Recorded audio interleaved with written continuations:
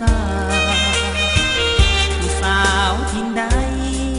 ไกลไกลขนาดน้ำมายังพ่ายแพ้การด่าเนื้อคำเคยก้าวผ่านสาวใส่น้ำอายบ่ลืมว่าจาหัวใจควรหาได้พบแก้วตาเท่านั้นส่งคำเขาลืออายเสื้อถือความสวยลาวันทั้งพางผิวพรรณหอยยิ้มก็หวานสาวผ่านเฮือนอาชีพทำนาหาป่าอยู่ตามสายทาง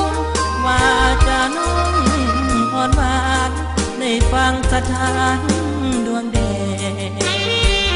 ยิ่งงามสักสุวรรณแก่มวลผู้คนมาแบกหยุดพากันเฮืองแก่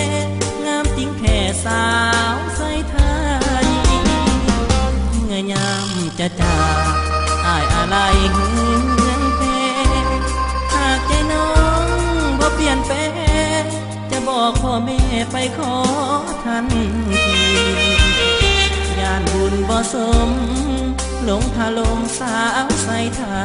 นีได้แฟนสวยน้ำใจดีคือใจลีสาวหานเฮือนแท้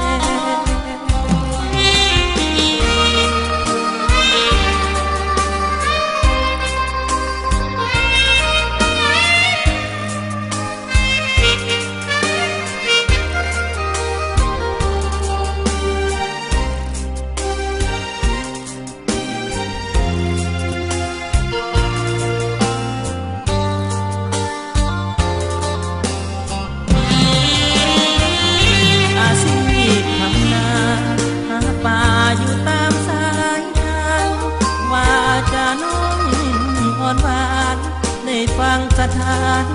ดวงแดงยิ่งงามสักสุวรรณแก่มวลผู้คนมาแบกหยุดพากันเฮืองแก่งามจริงแค่สาวใส่ไทยเมื่อยามจะจากอายอะไรเฮื